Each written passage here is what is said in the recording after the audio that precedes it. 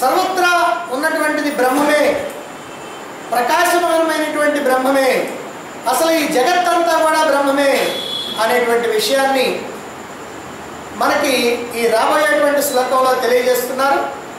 ఈ ద్వితీయ ఖండాన్ని, ద్వితీయ మండపంలో ఉన్నటువంటి ద్వితీయ ఖండాన్ని ముగించబోతూ ఇంతవరకు చెప్పినటువంటి విషయాలన్నింటినీ కూడా ఒకసారి సింహావలోకనం చేసినట్లుగా ఉండటానికి, అంతటా బ్రహ్మం వ్యాపించి ఉన్నది, సర్వత్రా బ్రహ్మం వ్యాపించి ఉన్నది, ఆ బ్రహ్మము యొక్క లక్షణం ఏమిటి, ఆ బ్రహ్మము యొక్క స్వరూప స్వభావాలు ఏమిటి అనేటువంటి విషయాలన్నింటినీ కూడా చెప్పడం జరిగింది.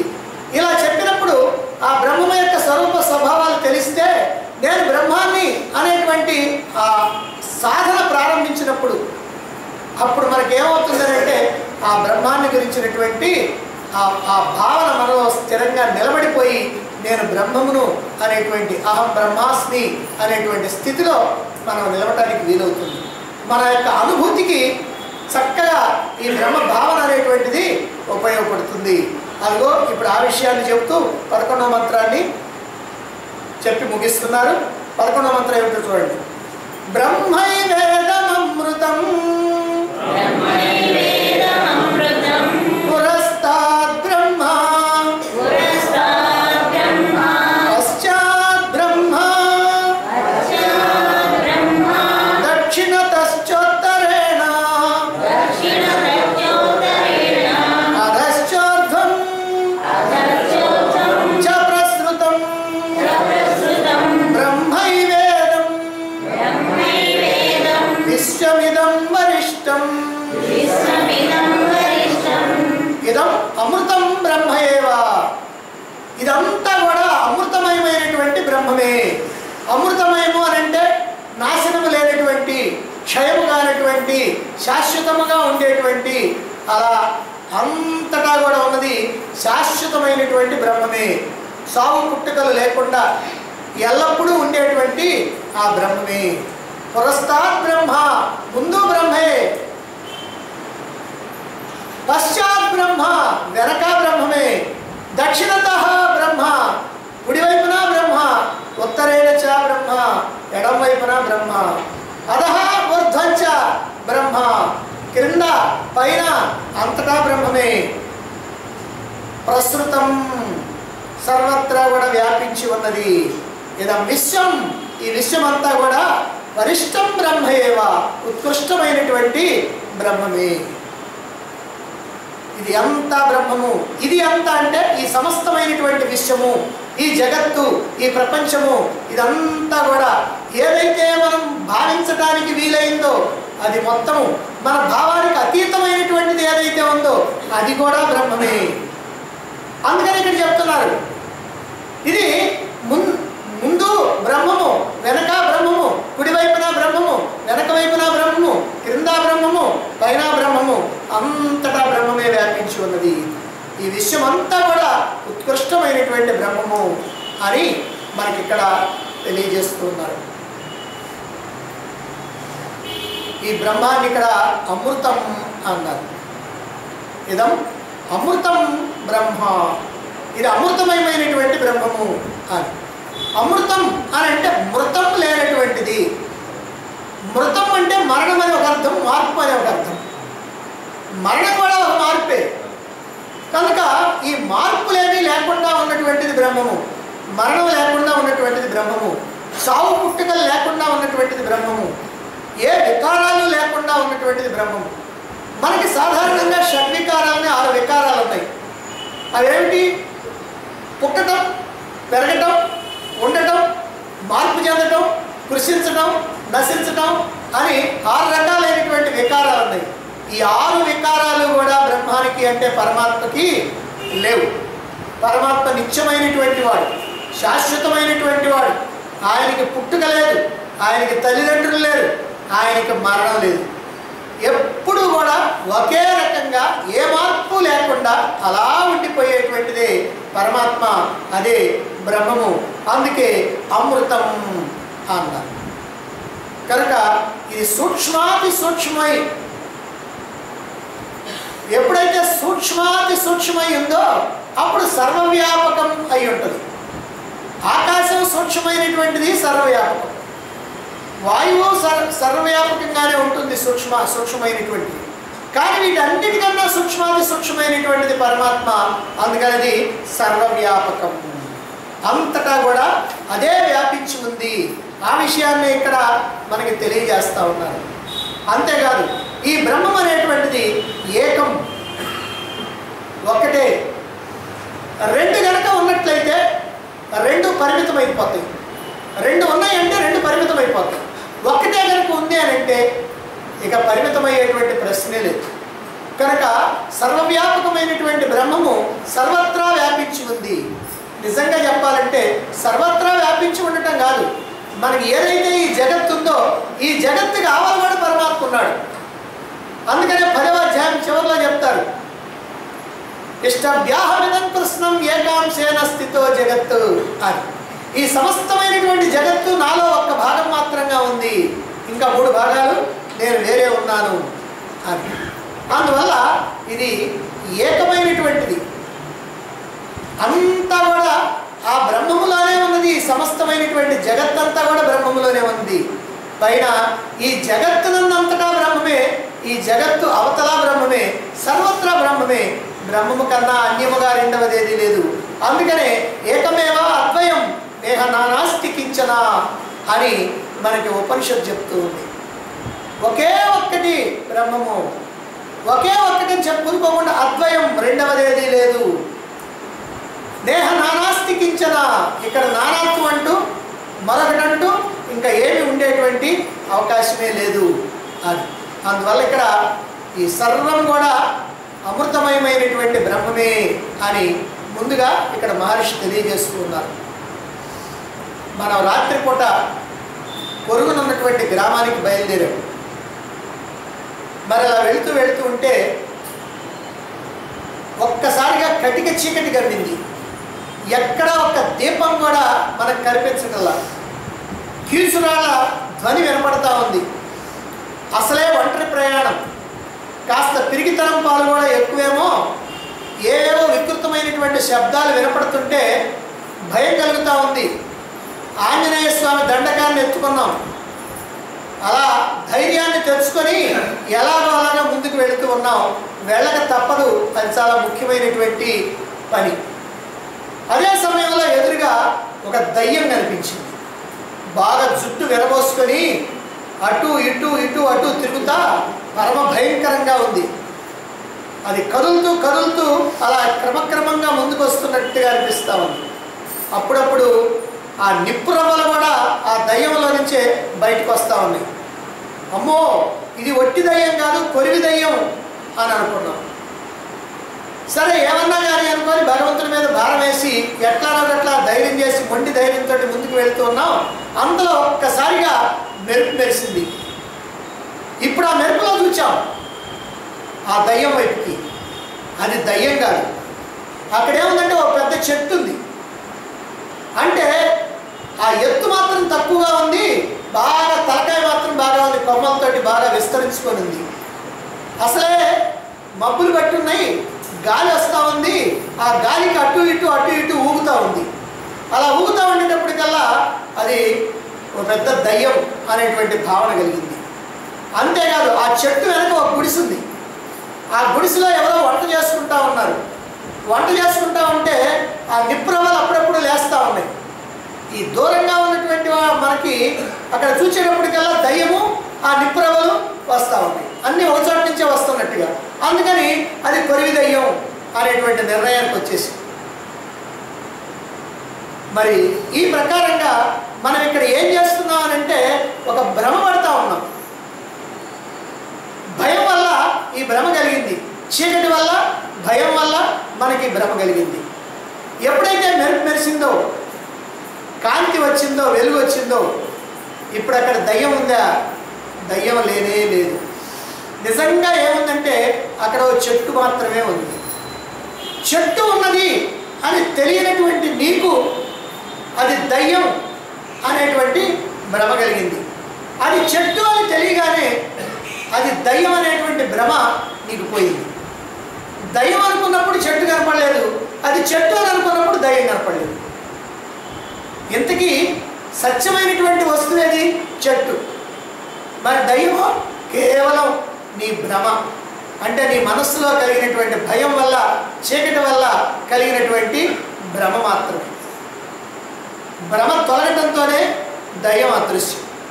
నిప్రమలు కానీ, జుట్టు విరబోసుకొని ఉండటం కానీ నిజంగా ఆ చెట్టుకి సంబంధించినటువంటి వ్యవహారం కాదు. ఆ చెట్టుకి ఏమైనా సంబంధం ఉందా విరబోసుకోవటం? ఆ చెట్టుకి ఏమైనా సంబంధం ఉందా? నిప్రమలు ఎక్కడో వస్తున్నాయి వెనక నుంచి. కాబట్టి ఇవన్నీ కూడా ఊహించబడినటువంటి దయ్యానికి సంబంధించినటువంటి. మరి ఇప్పుడు ఈ దయ్యం అనేటువంటిది చెట్టులో ఆరోపించబడింది మన చేత. చెట్టేమో సత్యం, కానీ వెలుగులో ఉన్నప్పుడు మాత్రమే అది చెట్టుని మనం గ్రహిస్తాం. ఉన్నది చెట్టే అని మనం తెలుసుకుంటాం. భ్రమలో ఉన్నప్పుడు మాత్రం దాన్ని దయ్యం అని అనుకుంటున్నాం. దయ్యము చెట్టు రెండు ఒకేసారి ఎప్పుడైనా కనిపించినాయా మనకి? రెండు ఒకేసారి మనకు కనిపించదు. చీకటిలో ఉన్నప్పుడేమో దయ్యం కనిపించింది, వెలుగులోకి వచ్చినప్పుడేమో చెట్టు కనిపించింది. అంతే తప్ప మనకి ఒకే ఒక్కటి కనిపిస్తూ ఉంది. ఈ వెలుగు చీకటి వీటి కారణంగా మనకిప్పుడు రెండు కనిపించింది. ఇదే ద్వైతం. ఈ ద్వైతం నిజంగా లేదు. ఈ చీకటి వెలుగు వల్ల ద్వైతం ఉంది, కానీ నిజంగా ద్వైతం లేదు. ఉన్నది ఒక్కటే, ఒకే ఒక్క చెట్టు మాత్రమే ఉంది. ఇప్పుడు నువ్వు ఎక్కడ చూసినా, అంటే అక్కడ చూసావనుకోండి, పైన చెట్టే, కింద చెట్టే, పక్కన చెట్టే, కుడివైపు ఎడమవైపు, మరి అంతటా కూడా ముందు వెనక అంతా చెట్టే. అదే ప్రకారంగా ఉన్నది బ్రహ్మం ఒక్కటే, ఉన్నది పరమాత్మ ఒక్కటే. అందులో ఈ జగత్తు ఆరోపించబడింది, ఈ ప్రపంచం అందులో ఆరోపించబడింది. ఎట్లయితే చెట్టులో దయ్యం ఆరోపించబడిందో చీకటి కారణంగా, అలాగే ఈ పరమాత్మలో ఈ జగత్తు ఆరోపించబడింది మన యొక్క అజ్ఞానం కారణంగా. అక్కడ అంధకారం, ఇక్కడ అజ్ఞానం.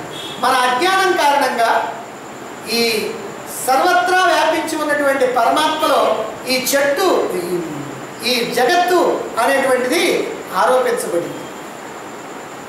మరైతే మనం అజ్ఞానంలో ఉన్నప్పుడు కదా ఈ జగత్తు ఉన్నది, అక్కడ చీకట్లో ఉన్నప్పుడు కదా దయ్యం ఉన్నది, అజ్ఞానంలో ఉన్నప్పుడు కదా ఈ జగత్తు ఉన్నది.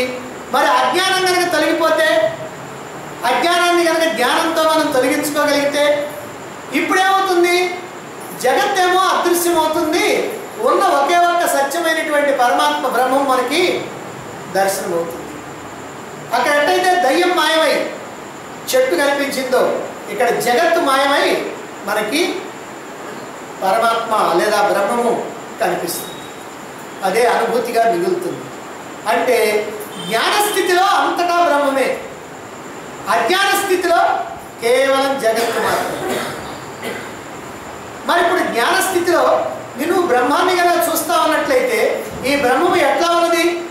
ముందు బ్రహ్మమే, వెనక బ్రహ్మమే, కుడివైపు బ్రహ్మమే, ఎడమవైపు బ్రహ్మమే, కింద బ్రహ్మమే, పైన బ్రహ్మమే. ఇదేమిటండి? బ్రహ్మం అంటే ఒక్కటే కదా, మరి దానికి ముందు వెనక ఇవన్నీ ఏమిటి?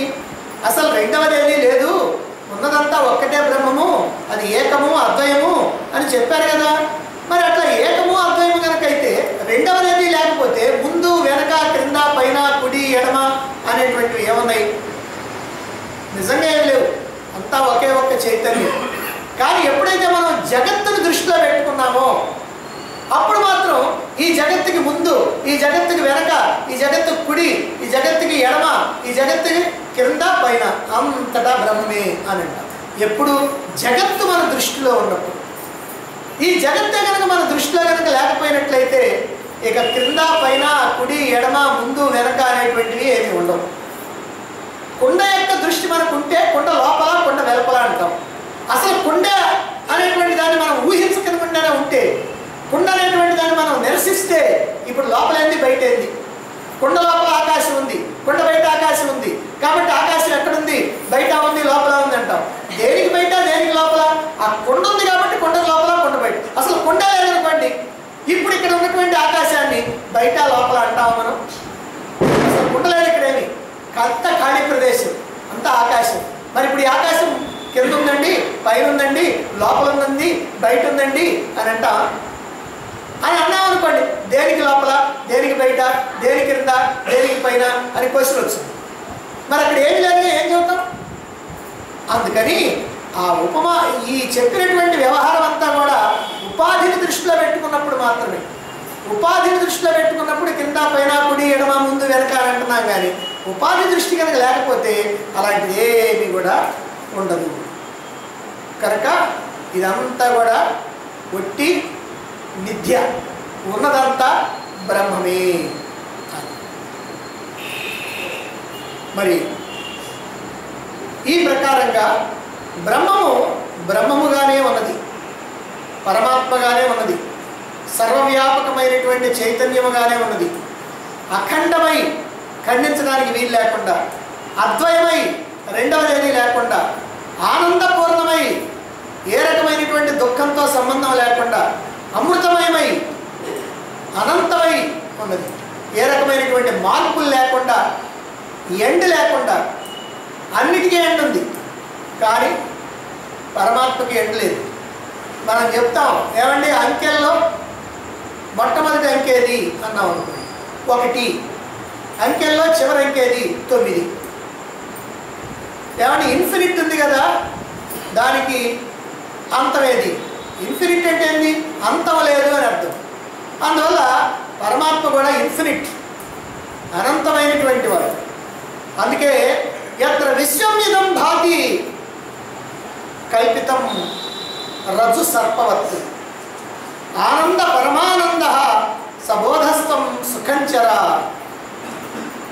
రజ్జు సర్పవత్, తాడులో పాము ఆరోపించబడినట్లుగా ఎవరి యందు ఈ విశ్వమంతా కూడా ఆరోపించబడి ఉందో, దేని యందు అంటే బ్రహ్మమునందు ఆరోపించబడింది కాబట్టి దేని యందు అయితే ఈ సమస్త విశ్వము కూడా ఆరోపించబడి ఉందో అటువంటి పరమానంద స్వరూపమైనటువంటి చైతన్యం నీవే అంటూ అంతటా నీవే ఉన్నావు కాబట్టి సుఖంగా జీవించు అని అష్టావక్ర గీతలో అష్టావక్రుడు జనక మహారాజుకి తెలియజేస్తున్నాడు. కాబట్టి తాడులో పాము ఆరోపించబడినట్టుగా బ్రహ్మములో ఈ జగత్తు ఆరోపించబడింది. తాడులో పాము ఆరోపించబడినట్టుగా ఈ జగత్, ఈ పరమాత్మ యందే ఈ జగత్తంతా కూడా ఆరోపించబడి ఉంది. ఆ పరమాత్మ పరమానంద స్వరూపమైనటువంటిది, చైతన్య స్వరూపమైనటువంటిది. కాబట్టి ఆ ఆనందం నేనే అని తెలుసుకొని, ఆ పరమాత్మ నేనే అని తెలుసుకొని, ఆ బ్రహ్మము నేనే అని తెలుసుకొని, ఆ బ్రహ్మముగా ఉండి ఆనందాన్ని అనుభవించు అని అష్టావక్రుడు జనక మహారాజుతో తెలియజేస్తున్నాడు. కనుక నీ యథార్థ స్వరూపం జీవుడు కానే కాదు, నీ యథార్థ స్వరూపం బ్రహ్మమే, పరమాత్మే. కాబట్టి నీవు సచ్చిదానంద స్వరూపుడవై, సత్తు చిత్తు ఆనంద స్వరూపుడవై, సర్వాంతర్యామి అయి ఉన్నటువంటి బ్రహ్మానివి. నీవు సుబ్బారావు కాదు, పుల్లారావు కాదు, ఎల్లారావు కాదు, కోటేశ్వరరావు కాదు, నీవు బ్రహ్మానివి. కనుక నిరంతరము కూడా నేను బ్రహ్మాన్ని అనేటువంటి స్థితిలో మనం ఉండటానికే ఇక్కడ ఈ ఖండం చివరిలో మనకి ఈ రకంగా ఈ విషయాన్ని తెలియజేస్తూ ఉన్నారు. ఇప్పుడు తృతీయ ముండకం ప్రథమ ఖండం ప్రారంభమవుతుంది. ముండకోపనిషత్తు మూడు ముండకాలతో ఉంటుంది, అంటే 3 అధ్యాయాలు. మనం అధ్యాయాలు అనుకుంటా దీన్ని ముండకోపనిషత్తు అన్నారు కాబట్టి ముండకం, ప్రథమ ముండకం, ద్వితీయ ముండకం, తృతీయ ముండకం అంటారు. ప్రతి ముండకంలో 2 ఖండాలు, 2 భాగాలు ఉన్నాయి. ఇప్పుడు మనం మొత్తం 2 ముండకాలని పూర్తి చేసాం. ఇప్పుడు తృతీయ ముండకం 3వది ప్రారంభమవుతుంది. దీంట్లో కూడా 2 ఖండాలు ఉన్నాయి. ఇప్పుడు ప్రథమ ఖండాన్ని మనం చెప్పుకోబోతున్నాం. ఇక్కడ ముండకోపనిషత్తు మొత్తానికి కూడా ఇది హార్ట్, ఇది గుండెకాయ, ఈ ఒక్క మంత్రం. ఎందుకని అని అంటే ఈ మంత్రాన్నే ఏ మహాత్ములైనా కోట్ చేస్తూ ఉంటారు. ఈ మంత్రం ద్వారానే మన యొక్క స్వరూపాన్ని మనం తెలుసుకోవచ్చు. మనం ఎందుకు మన స్వరూపాన్ని తెలుసుకోవాలో కూడా తెలుసుకోవచ్చు. తెలుసుకోవచ్చు.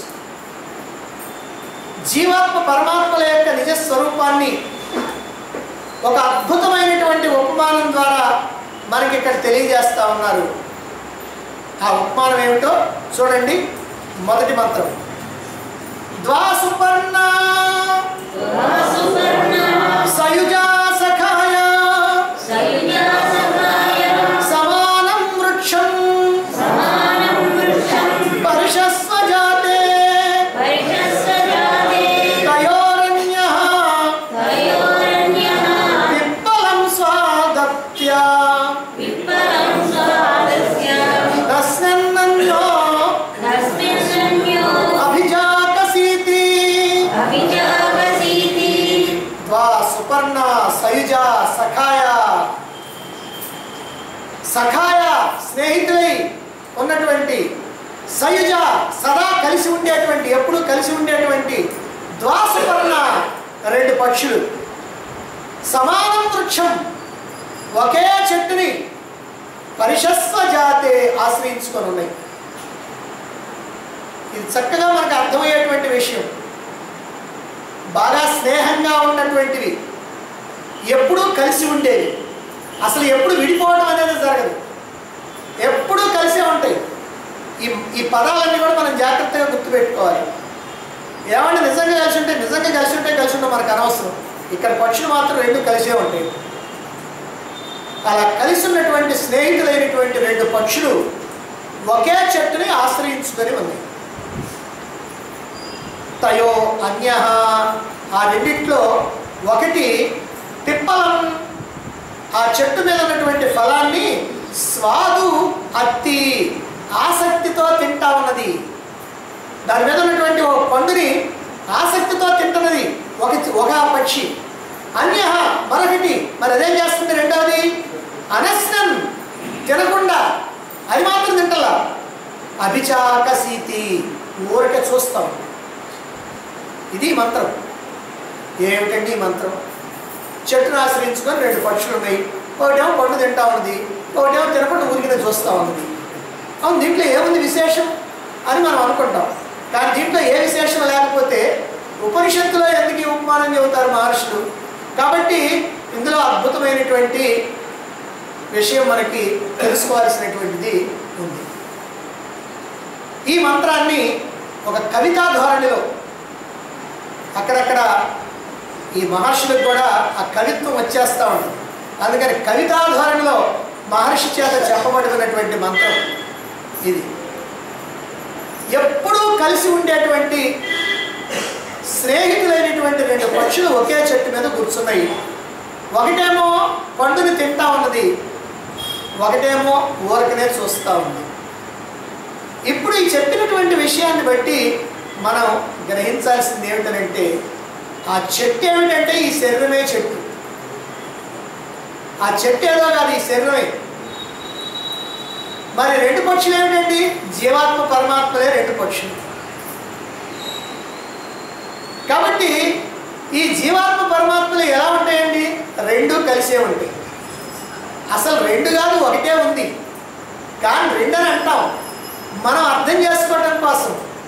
ఎందుకని అర్థం చేసుకోవాలంటే, మనకి బాగా పట్టింది జీవాత్మ అనేటువంటి భావన పట్టి ఉంది, పరమాత్మ అనేటువంటి భావన అసలు పట్టటల్లా. ఆమదం రాసుకొని కూర్చున్నట్టుగా ఉన్నాం మనం, ఏం అంటటల్లా మనకి. అందుకని మనకు అంటించాలి బాగా. అందుకని అదిగో మన శరీరాన్ని శుభ్రం చేయడం కోసమని బాగా ఆ విషయాన్ని అంటించడం కోసం. ఏ విషయాన్ని? నేను పరమాత్మని, నేను జీవాత్మని కాదు, నేను పరమాత్మని అనేటువంటి భావాన్ని బాగా అంటించడం కోసమని అద్భుతమైనటువంటి ఉపమానాన్ని, అందరికీ అర్థమయ్యేటువంటి ఉపమానాన్ని ఇక్కడ తెలియజేస్తున్నారు. జీవాత్మ పరమాత్మలు రెండుగా ఎందుకు చెప్పారనంటే, రెండుగా చెప్పినప్పుడే మనం ఒకటేమో వద్దనుకుంటాం, ఒకటేమో కావాలనుకుంటాం. ఓ దాన్ని తోసేస్తాం, ఓ దాన్ని పట్టుకుంటాం, ఓ దాన్ని విడిచిపెడతాం, ఓ దాన్ని పట్టుకుంటాం. అందుకని ఈ జీవాత్మ పరమాత్మలు రెండు కూడా స్నేహితులు, రెండు కలిసి ఉంటాయి. ఎందుకని స్నేహితులు ఈ రెండు పక్షులుగా చెప్పారు, ఈ పక్షులు కాదు. మరి ఈ రెండు ఎందుకని కలిసి ఉంటాయండి? ఎందుకని స్నేహితులుగా ఉంటాయి? ఎందుకని స్నేహితులు అని అంటే, జీవాత్మ పరమాత్మ యథార్థంగా ఒకటి, అందుకని స్నేహితులు. మరి కలిసి ఉండడం అంటే ఏమిటి? మరి యథార్థంగా ఒకటైనప్పుడు కలిసి ఉండక ఎట్ట విడిగా ఉంటాయి? అసలు అవి విడిగానే ఉండవు, కలిసే ఉంటాయి. కాబట్టి ఈ పక్షులు రెండు, జీవాత్మ పరమాత్మ అనేటువంటి పక్షులు రెండు కూడా ఈ దేహం అనేటువంటి చెట్టుని ఆశ్రయించుకొని ఉన్నాయి. ఎక్కడున్నాయి? ఈ దేహంలోనే ఉన్నాయి. జీవాత్మ పరమాత్మ అంటే ఆత్మ, అహంకారం.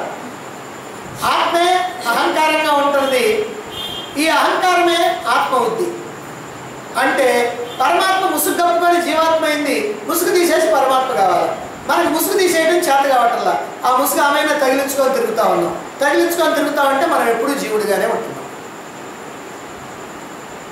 కాబట్టి నిజంగా జీవాత్మ పరమాత్మలు ఎవరని మనం విచారణ చేయాలి. జీవాత్మే పరమాత్మ, పరమాత్మే జీవాత్మ. ఇదే కలిసి ఉండటం, ఇదే స్నేహం. పరమాత్మ అంటే సర్వత్రా వ్యాపించి ఉన్నటువంటి చైతన్యం.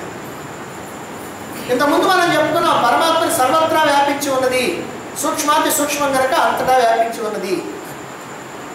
పైగా అది లేనటువంటి చోటు లేదు, అది సర్వత్రా అంటే అంతటా ఉంది. స్థూల వస్తువు, సూక్ష్మ వస్తువు, మనిషి, జంతువు, పశువు, పక్షి, క్రిమి, కీటకం, చెట్టు, పుట్ట, రాయి, రప్ప అన్నింటిలో ఉంది. అసలు అది లేనటువంటి స్థలమే లేదు, లేనటువంటి వస్తువే లేదు, లేనటువంటి ప్రదేశమే లేదు. మరి అంతటా వ్యాపించి ఉన్నటువంటి ఆ సదానంద రూపమైనటువంటి ఆ చైతన్యం ఈ క్షేత్రంలో కూడా ఉన్నది. మరి ఎక్కడుందండి ఈ క్షేత్రంలో? బయట ఎక్కడుంది? అంతటా వ్యాపించి ఉంది కదా. మరి అంతటా వ్యాపించి ఉంది, ఇక్కడ మాత్రం ఎక్కడో ఒకసారి కూర్చుంటుందా ఓ ముద్దయి? కనుక ఇక్కడ కూడా అంతటా వ్యాపించి ఉంది. ఈ దేహం నందు అంతటా నఖశిఖ పర్యంతం వ్యాపించి ఉన్నది. అదే ఈ దేహంలో వ్యాపించి ఉన్నది, మనస్సునంతటా వ్యాపించి ఉన్నది, బుద్ధి అంతటా వ్యాపించి ఉన్నది, కారణశరీరం అంతటా వ్యాపించి ఉన్నది. ఇది అది అనేటువంటి చోటు లేకుండా సర్వము కూడా వ్యాపించి ఈ దేహం నందు అణువు అణువున వ్యాపించి ఉన్నది పరమాత్మ. మరి ఇలా వ్యాపించి ఉన్నటువంటి ఈ పరమాత్మ ఈ దేహేంద్రియ మనోబుద్ధులతో వాటిట్లో ఉంది కాబట్టి వాటిట్లో కలిసిపోయి నేను జీవుణ్ణి అని అనుకుంటుంది. అంటే పరమాత్మను మర్చిపోయింది. దీంతో కలిసేటప్పటికీ నేను పరమాత్మని అని మర్చిపోయింది. అప్పుడు జీవాత్మని అని అనుకుంటాను. మనం ఇక్కడ కూర్చున్నంతకాలం కూడా జ్ఞానులం, ఆత్మజ్ఞానులం, నేను ఆత్మను తెలుసుకుంటూ ఉన్నటువంటి జ్ఞానులం. బయటికి పోయామనంటే మాత్రం అజ్ఞానులం. ఎందుకంటే బయటికి పోగానే అజ్ఞానం, బయటికి పోగానే మన వ్యవహారాలు ఉన్నాయి. మన వ్యవహారాలు అంటే జీవుడి వ్యవహారాలు ఉన్నాయి, అవి వస్తాయి. ఇక్కడేమో జీవుడిని బయటికి నెట్టి ఆత్మగా కూర్చోండి కూర్చున్నాం. ఇక్కడ జ్ఞానాన్ని తెలుసుకుంటున్నాం, ఆత్మను అనుకుంటున్నాం. కొద్దిగా బయటికి పోగానే ఇంకా అన్నం వండకుండా వచ్చాను నేను అని ఒకళ్ళు, అదిగో వాడు పిలిచాడు 9ంటికి రమ్మన్నా, ఇప్పుడు వాడితో నేను మీటింగ్ కావాలా అని అంటాడు ఒక ఆయన. అంటే బయటికి పోవడంతో ఈ ఆత్మని కాస్త జీవుడిని అయిపోతూ ఉంటాం, పరమాత్మ కాస్త జీవాత్మ అయిపోతూ ఉంటాం. ఇంతకీ పరమాత్మ ఎవరు, జీవాత్మ ఎవరు? లోపల కూర్చున్నటువంటి నేను పరమాత్మను అనుకున్న నీవు పరమాత్మవి, బయటికి పోయిన తర్వాత నేను జీవాత్మను అనుకున్న నీవు జీవాత్మవి. ఇంతకీ నువ్వే పరమాత్మవి, నువ్వే జీవాత్మవి. అంటే పరమాత్మ జీవాత్మ రెండు ఒకటే, రెండు మాత్రం కాదు. అంటే పరమాత్మే నీవుగా ఉంటే పరమాత్మగా పిలువబడుతున్నావు. ఆ పరమాత్మే ఈ దేహమన బుద్ధులతో కూడి ఈ ప్రపంచమే ప్రధానం అనుకున్నప్పుడు జీవాత్మగా పిలువబడతావు. అంటే తాదాత్మ్యం చెందితే జీవాత్మ, తాదాత్మ్యాన్ని విడిస్తే పరమాత్మ. ఆత్మ తాదాత్మ్యం పెట్టుకొని జీవాత్మ అయింది, జీవాత్మ తాదాత్మ్యాన్ని విడిచి పరమాత్మ అవుతుంది. దేహం అనే ముసుగు వేసుకొని పరమాత్మ జీవాత్మ అయింది, ఆ ముసుగుని కాస్త తీసేసి ఈ జీవాత్మ కాస్త పరమాత్మ ఉంది. ఇప్పుడు మనం జీవాత్మ అని అనుకున్నామా? మనం పరమాత్మ కావాలా? జీవాత్మ పరమాత్మ కావాలంటే ఏం చేయాలి? ముసుగుని తీసేయాలి. సరే, పరమాత్మ జీవాత్మ కావాలంటే దానికి నువ్వేం కష్టపడక్కర్లా, ఎట్లా అయిపోయే ఉన్నావు, ఆ ముసుగు ధరించే ఉన్నావు. ముసుగును ధరించడానికి నువ్వేం కష్టపడక్కర్లా, అది ధరించే ఉన్నావు. ముసుగు తీసేయడానికే నువ్వు కష్టపడాలి. ఆ ముసుగును తీసేసి నువ్వు కాస్త పరమాత్మగా ఉండాలి. ఈ దేహేంద్రియ మనోబుద్ధుల్ని పట్టుకుంటే జీవుడివి, వీటిని విడిచిపెడితే నువ్వు దేవుడివి. దేవుడు కావాలనుకుంటున్నావా? జీవుడిగానే ఉండిపోదాం, ఇక్కడే బాగుందండి, హాయిగా ఉందని అనుకుంటున్నావా? అది నీ ఇష్టం. ఎందుకంటే ఇప్పుడు బాగుంటే ఇంకాసేపటికి బాగుంటుందని గ్యారెంటీ లేదు, రేపటికి బాగుంటుందని గ్యారెంటీ లేదు, నెల తర్వాత బాగుంటుందని గ్యారెంటీ లేదు, సంవత్సరం తర్వాత బాగుంటుందని గ్యారెంటీ లేదు. ఏ దుఃఖమో రాకుండా నేను హాయిగా ఆనందంగా ఉంటాను అని గుండె మీద చేయి వేసుకొని చెప్పేటువంటి వాడు ఈ ప్రపంచంలో ఒక్క జీవుడైనా, మనిషే కాదు ఎవరైనా సరే ఉన్నారా? ఉంటారా? ఉండరు. జీవభావాన్ని వదిలినటువంటి వాడు ఎవడన్నా ఉంటే ఎక్కడన్నా నూటికో కోటికో ఒకడు, వాడు తప్ప ఎవరు కూడా నేను హాయిగా ఉన్నాను ఉంటాను నాకు ఇదే బాగుంది అని అనుకునేటువంటి వాడు మాత్రం ఎవరు లేడు. ఒకవేళ నీకు జైల్లో ఎవరు చూడకుండా ఏదైనా పరుపు దిండు తీసుకొచ్చిస్తే భలే హాయిగా ఉందండి అని అనుకుంటామేమో కానీ అది శాశ్వతం కాదు, ఎప్పుడో ఒకప్పుడు అది కాస్త పోద్ది. ఒకవేళ అది ఉన్నప్పటికీ కూడా నిన్న అక్కడ లోపల పెట్టి బంధించేశారు కనుక స్వేచ్ఛపోయి దిండు పరుపు ఉన్నప్పటికీ కూడా నీకు బాధ కలుగుతుంది. అందుకని ఈ జీవాత్మగా ఉంటే అన్ని బాధలే, పరమాత్మగా ఉంటే అంతా ఆనందమే. జీవాత్మగా ఉంటే అప్పుడప్పుడు సుఖాలు వస్తాయి, పరమాత్మగా ఉంటే అప్పుడప్పుడు దుఃఖాలు వస్తాయని మాత్రం అనుకోబాకండి. ఎప్పుడు దుఃఖాలు అనేవి రావు, ఎప్పుడు ఒక్కటిగా ఉండేటువంటి అమృతమయమైనటువంటి ఆనందం. ఈ దేహ మనోబుద్ధులతో తాదాత్మ్యం చెంది జీవాత్మగా ఉన్నటువంటి మనం ఈ తాదాత్మ్యం వీడితే పరమాత్మ అవుతాం. అందుకనే ఈ శరీరంలో రెండు ఉన్నాయి అని, ఒక చెట్టుని, రెండు పక్షులు ఉన్నాయి, ఒక చెట్టుని ఆశ్రయించుకొని ఉన్నాయి అని ఇక్కడ చెప్తూ ఉన్నారు. రెండు జీవాత్మ పరమాత్మ అనేటువంటి రెండింటిని మనం ఇక్కడ పాయింట్అవుట్ చేస్తున్నాం కనుక ఈ రెండు పక్షులు ఉన్నాయి అని ఇక్కడ చెప్తున్నారు.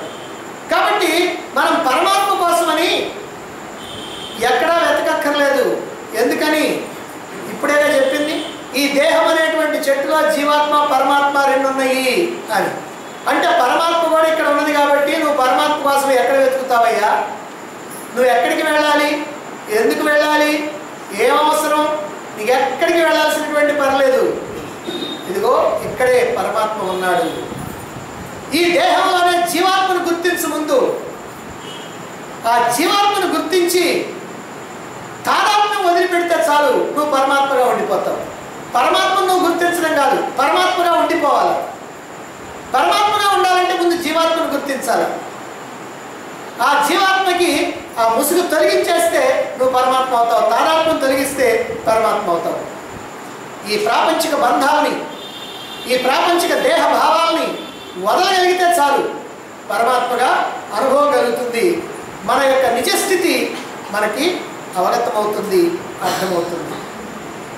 అందుకే సదా కలిసి ఉండేటువంటి స్నేహితులైనటువంటి రెండు పక్షులు అని పోల్చడం జరిగింది. జీవాత్మ పరమాత్మలు ఎప్పుడూ కలిసే ఉంటాయి, విడిపోయేటువంటి అవకాశం లేనే లేదు, ఎప్పుడూ కలిసే ఉంటాయి. అది ఒక్కటిగానే ఉంటుంది, ఒక్కటిగా ఉంటాం కాదు, అది ఒక్కటే అసలు. కాకపోతే ఒక సందర్భంలో దాన్ని ఇట్లా అంటున్నాం, ఒక సందర్భంలో అంటాం. ఇప్పుడు మీరు మీ బిడ్డల్ని పెంచుతా ఉంటే తల్లిగా ఉన్నారు, తల్లిగా ఉన్నారు. స్కూల్లో పోయి బిడ్డలకి పాఠాలు చెప్తామంటే టీచర్గా ఉన్నారు. ఏమంటే మీరు టీచరా తల్లి అని అంటే ఏం చెప్తారు? టీచరు మీరే, తల్లి మీరే. ఎందుకని? ఈ బిడ్డల్ని పట్టుకుంటేనేమో తల్లి, ఆ బిడ్డల్ని పట్టుకుంటేనేమో టీచరు. మీరు టీచర్గా ఉన్నటువంటి మీరు తల్లి కావాలంటే ఆ బిడ్డలు వదిలేయండి. తల్లిగా ఉన్నటువంటి మీరు టీచర్ కావాలంటే ఈ బిడ్డలు వదిలేయండి. అంటే ఇప్పుడు మనం కూడా అంతే, జీవుడుగా ఉన్నటువంటి మనం దేవుడు కావాలంటే, జీవాత్మగా ఉన్నటువంటి మనం పరమాత్మ కావాలంటే ఇప్పుడు వేసుకున్నటువంటి, ఇప్పుడు పట్టుకున్నటువంటి ఈ దేహేంద్రియ మనోబుద్ధుల యొక్క తాదాత్మ్యం విడిచిపెట్టాలి. అంతే, ఇంకేం లేదు. తాదాత్మ్యం విడిస్తే జీవుడు దేవుడు అవుతున్నాడు. కాబట్టి ఒకే భావం కలిగినటువంటి రెండు పక్షులు అని చెప్పారంటే జీవాత్మ పరమాత్మ రెండు ఒకే భావం కలిగినటువంటివి. ఎందుకంటే రెండు ఒకే భావం కలిగినటువంటివి అని అంటే రెండు కూడా ఆత్మస్వరూపమే. దీంతో తాదాత్మ్యం పట్టుకుంది, తాదాత్మ్యం పెట్టుకోవాలి, అంతే తేడా, కానీ ఇంకేం తేడా లేదు. మరి ఒకే భావం కలిగినటువంటి వాళ్ళ మధ్య చక్కని స్నేహం కూడా కుదురుద్ది. నిజానికి జీవాత్మ పరమాత్మ అదిగో ఇద్దరు స్నేహితులు కాదు, నువ్వే నేను నేనే నువ్వు అన్నట్టుగా ఉండేటువంటి ఒకే ఒక్క భావన. అదే సత్తు చిత్తు ఆనంద స్వరూపం. అందుకనే ఇక్కడ స్నేహితులు అని చెప్తున్నారు. పరమాత్మ సత్తు చిత్త ఆనందమే, జీవాత్మ కూడా ఆ లక్షణమే ఉంది, సత్తు చిత్త ఆనందమే. కాకపోతే దానికి దీనికి తేడా. సత్ అంటే ఎప్పుడు ఉండటం, అది నిజంగా ఉంటుంది. ఇదేమో ఎప్పుడు ఉండాలనుకుంటుంది. చిత్ అంటేనేమో జ్ఞానం, అది సర్వజ్ఞానం. ఇదేమో కొంచెం జ్ఞానం. ఆనంద స్వరూపం, అదేమో పరిపూర్ణమైనటువంటి ఆనందం. మరి జీవాత్మ ఏమో ఆనందం కావాలని పరిగెత్తావు, పరిమితమైనటువంటి ఆనందంతో. అంతే తప్ప రెండు సచ్చిత్త ఆనందాలు. ఇప్పుడు ఇందులో పక్షి పండ్లు తింటుందంట, మరొకటేమో ఊరకనే చూస్తూ ఉంది, అది మాత్రం తిట్టల్లా. అంటే ఏంటి? ఇప్పుడు జీవుడిగా ఉన్నటువంటి మనం కర్తగా భోక్తగా ఇక్కడ పనులు చేస్తున్నాం, అదే పళ్ళు తింటటువంటి. పనులు చేస్తుంటే ఏమవుతుంది? ఫలం వస్తుంది. ఆ ఫలాన్ని మనం అనుభవిస్తున్నాం, కర్మఫలాన్ని మనం అనుభవిస్తున్నాం. ఇది చెట్టు ఫలం కాదు, ఇది కర్మఫలం. మనం కర్మలు చేస్తాం. ఎందుకని? మనకి సుఖం కావాలని, సంతోషం కావాలని, లాభం రావాలని, జయం కలగాలని అనేకమైనటువంటి భావాలతో మనం ఇక్కడ పనులు చేస్తాం, కర్మలు చేస్తుంటాం. ఈ కర్మల కారణంగా కర్మఫలం వస్తుంది. ఆ కర్మఫలాన్ని మనం స్వీకరిస్తూ ఉండాలి. కాబట్టి జీవుడిగా ఉన్నప్పుడు ఈ కర్మఫలాన్ని నువ్వు తింటూ ఉంటావు. మరి పరమాత్మగా ఉంటే అకర్త అభోక్త కాదు, చేస్తున్నది జీవుడు కాబట్టి జీవుడు తింటుంటాడు. మరి పరమాత్మ ఏం చేస్తుంటుంది? చూస్తూ ఉంటాడు. అది కేవల సాక్షి. అది చేయలేదు కాబట్టి అది అనుభవించాల్సినటువంటి పని లేదు. జీవుడు చేసుకుంటా ఉంటే అనుభవిస్తూ ఉంటాడు. మరి పరమాత్మ చేయటం లేదు కాబట్టి అనుభవించే పని లేదు. దీన్ని మనం సాధనగా మలుచుకోగలిగితే గొప్ప విషయం. ఏమిటి సాధనగా మలుచుకోవటం? ఎట్లా మలుచుకోగలుగుతాం? దేహం పనిచేస్తూ ఉంది, ఫలితాన్ని మనస్సు అనుభవిస్తూ ఉంది. సాధారణంగా మనం ఏం చేస్తామంటే నేను పని చేస్తున్నాను అనే భావంతో చేస్తుంటాం. అబ్బో నాకు కష్టం వచ్చింది, లేదా నాకు భలే సుఖం వచ్చింది అని అనుకొని అనుభవిస్తూ ఉంటాం. కానీ ఇప్పుడు మీరేం చేస్తారంటే ఒక నాటకం జరుగుతూ ఉంటే నేపథ్య సంగీతం వినపడుతుంది. ఓ నాటకం జరుగుతూ ఉంటే రేడియోలో, దాంట్లో మన టీవీలో కానీ నేపథ్య సంగీతం వినపడుతుంది. ఆ నేపథ్య సంగీతం అలాగా వెనక ఆత్మని, అది నేనని అదిగా కూర్చోండి. అదిగా మీరు కూర్చొని ఇది చేస్తున్నటువంటి దాన్ని చూస్తామండి. అంటే ఏం చేస్తారు? ఇంతకుముందు ఏం చేశారు? నేను చేస్తున్నాను, నేను అనుభవిస్తున్నాను. ఇప్పుడు ఏం చేస్తారంటే ఇది చేసుకుంటుంది, ఇది అనుభవిస్తాను. ఇది చేసుకుంటా ఉంది, ఇది అనుభవిస్తూ ఉంది. మరి ఇది చేసుకుంటా, ఇది అనుభవిస్తూ ఉంటే మరి నువ్వెవరివి? నేను అది ఆత్మ, పరమాత్మ. ఈ సాధన కనుక చక్కగా చేయగలిగితే కర్మల్లో చేయగలుగుతాం. కానీ మనసుకు సంబంధించినప్పుడు కొద్దిగా కష్టం. కానీ దాన్ని అలవాటు చేసుకుంటే చేయొచ్చు. ఈ రకమైనటువంటి భావన కనుక చేస్తే మనం ఆత్మగా ఉంటాం. ముందు సాక్షిగా ఉంటాం, తర్వాత ఆత్మగా ఉండటం సాధ్యమవుతుంది. అందువల్ల ఇలా పరమాత్మ అకర్త అభోక్తగా ఉండిపోతుంటాడు. ఆ పరమాత్మగా నువ్వు, ఆ పరమాత్మని నేను అని అలా కనుక ఉండిపోయావా నువ్వు, అంతే. ఇక నీవు ఏ పని చేయక్కర్లా, ఏ ఫలితాన్ని అనుభవించక్కర్లా. ఎందుకని? నీకు ఏ కొరత లేదు, ఏ కోరిక లేదు, ఏ స్వార్థము లేదు. ఆత్మకి ఏ స్వార్థం లేదు, ఏ కోరిక లేదు, ఏ కొరత లేదు. ఎందుకని? అనంతమైనటువంటి అఖండమైనటువంటి ఆనందాన్ని అనుభవించేది ఆత్మ, నీ యథార్థ స్వరూపం. అంటే నీవు అఖండమైనటువంటి ఆనందాన్ని అనుభవిస్తూనే ఆనందం కోసం నువ్వు బయటికి పరిగెత్తున్నావు. అంటే ఆనందాన్ని అనుభవించేది ఆత్మ, బయటికి పరిగెత్తేది జీవుడు. ఇప్పుడు నువ్వు జీవుడిగా ఉన్నావా, ఆత్మగా ఉన్నావా? జీవుడిగా ఉంటే ఆత్మగా ఉండవు, ఆత్మగా ఉంటే జీవుడిగా ఉండవు. కానీ నువ్వు ప్రయత్నం చేసి ఈ రెండుగా ఉండొచ్చు. ఈ రెండుగా ఉండేటప్పుడు ఏం చేస్తావంటే నేనేమో ఆత్మ, ఇదేమో జీవుడని పక్కన తోసేయాలి. నేను ఆత్మ, ఇదిగో ఇది మాత్రం జీవుడు, వీడేదో చేసుకుంటున్నాడు, వీడేదో ఫలితాన్ని అనుభవిస్తున్నాడు, వీడు ఆనందిస్తున్నాడు, దుఃఖిస్తున్నాడు, నేను చూస్తున్నాను అనేటువంటి భావన ఎప్పుడైతే మనం డెవలప్ చేసుకున్నామో అది మనకి ప్రయోజనం. అదే ఈ మంత్రం ద్వారా మనం పొందాల్సినటువంటి నిజమైనటువంటి ప్రయోజనం. ఈ ప్రయోజనం మంత్రంలో లేదు, కానీ మంత్రాన్ని మనం ఉపయోగించుకోవాలి అని అంటే ఈ రకమైనటువంటి భావన చేయాలి. ఇప్పుడు పరమాత్మ అనే పక్షి ఏమీ తింటల్లా, ఏమీ చేయటల్లా. జీవాత్మ అనేటువంటి పక్షి పండు తింటున్నది. మరి పండు తినేటప్పుడు కాస్త అది చేదుగానో వగరగానో కనుక ఉంటే అది ఏడుస్తుంది, అంటే బాధపడుద్ది. అది కనుక బాగా తీయగా బాగా ఉంటే అది హాయిగా ఆనందంగా సంతోషంగా ఉంటుంది. అంటే అర్థమైంది, జీవుడికి అప్పుడప్పుడు సుఖాలు వస్తాయి, అప్పుడప్పుడు దుఃఖాలు వస్తాయి. కానీ ఆ జీవుడు కాకుండా ఆత్మగా ఉన్నటువంటి పక్షి ఏదైతే ఉందో అది కేవలంగా ఉంది, అది చూస్తూ ఉంది. చూసేదానికి ఏడుపు కానీ నవ్వు కానీ ఏమైనా ఉంటుందా? ఏమీ ఉండదు. దాని స్వభావం లేదో దానికి ఏదో ఉంటుంది. దాని స్వభావం ఆనందం, కాబట్టి అది ఎప్పుడూ ఆనందంగానే ఉంటుంది. ఆ పండు తీయగా ఉన్నా దీనికి ఆనందమే, ఆ పండు ఒగరగా ఉన్నా దీనికి ఆనందమే. ఒగరైనటువంటి పండు తిని బాధపడ్డా పక్షి దీనికి ఆనందమే. మరి తీయటి పండు తిని అది సంతోషపడ్డా ఈ పక్షికి మాత్రం ఆనందం. కాబట్టి ఆ ఆనందమైనటువంటి పక్షిగా ఉండు, ఈ తినే పక్షిగా ఉండకు. తినే పక్షిగా ఉన్నావంటే సుఖం దుఃఖం, చూచే పక్షిగా ఉన్నావంటే హాయి ఆనందం. కాబట్టి ఇప్పుడు నువ్వు చూచేవాడిగా ఉంటావా, తినేవాడిగా ఉంటావా, చేసేవాడిగా ఉంటావా, అనుభవించేవాడిగా ఉంటావా? ఇది మనం తెలుసుకోవాలి. కాబట్టి దేహమనోబుద్ధులతో తాదాత్మ్యం చెందడం వల్ల బుద్ధితో కలిసిపోయి నాకేదో కోరిక ఉందని, నాకేదో కొరత ఉందని వాటిని తీర్చుకోవడం కోసం కర్మలు చేస్తూ ఉంటాం. ఎప్పుడైతే అలా కర్మలు చేస్తూ ఉన్నామో వాటి కారణంగా సుఖమో దుఃఖమో కలుగుతుంది. చెట్టు మీద ఉన్నటువంటి పక్షి పండ్లను తింటున్నది, తీయటి పళ్ళు అయితే ఆనందం, వగరు పళ్ళు కనుకైతే చేదు పళ్ళు కనుకైతే దానికి దుఃఖం. ఈ సుఖ దుఃఖాలు తినే పక్షికే కానీ చూసే పక్షికి లేవు.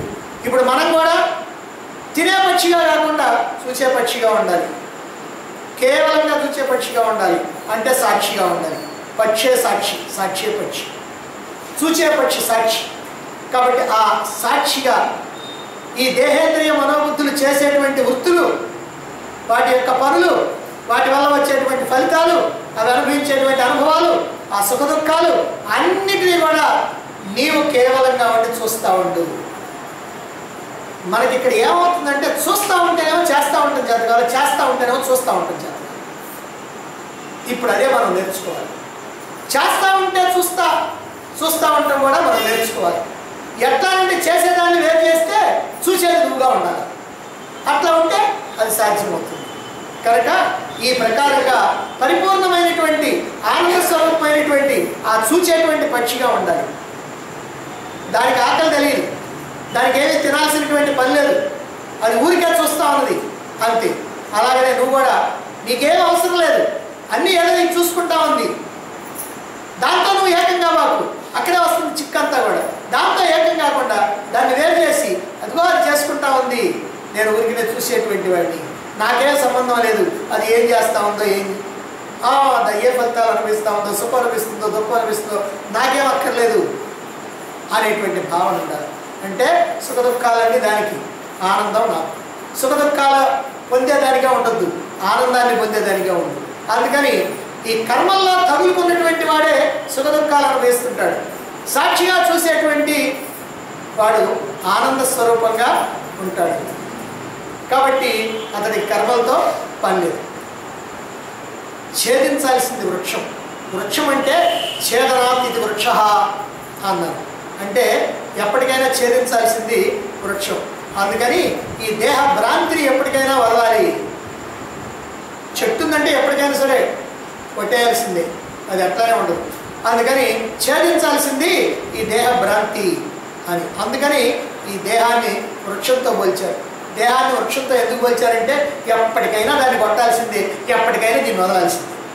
ఎప్పటికైనా అంటే అదేమో మన కళ్ళ ముందుగానే పోద్ది, కానీ ఇది మాత్రం ఎన్ని జన్మలకు పోద్దో మనకు తెలియదు. అందుకని ఎప్పటికైనా ఎన్ని జన్మలకైనా ఇది ఛేదించబడవలసిందే. అందుకనే ఈ శరీరాన్ని వృక్షంతో పోల్చడం జరిగింది. కాబట్టి దేహ భ్రాంతిలో ఉన్నావా జీవాత్మతో, దేహభ్రాంతిని వీడావా పరమాత్మ అవుతావు, కనుక దేహభ్రాంతిని వీడు అనేటువంటి విషయాన్నే మనకి ఈ మంత్రంలో చెప్పారు. ఈ మంత్రాన్ని మనం ఓ సాధనాపూర్వకంగా తెలుసుకోవచ్చు. తర్వాత మంత్రం కూడా దీనికి కలిపి ఆలోచించాల్సినటువంటి అవసరం ఉంది. ఎందుకనంటే భ్రాంతిని తొలగించుకొని శాంతిలో రమించాలి అని అంటే ఏం చేయాలి అనే విషయాన్ని తర్వాత మంత్రంలో చెప్తున్నారు. ఆ మంత్రాన్ని మనం రేపు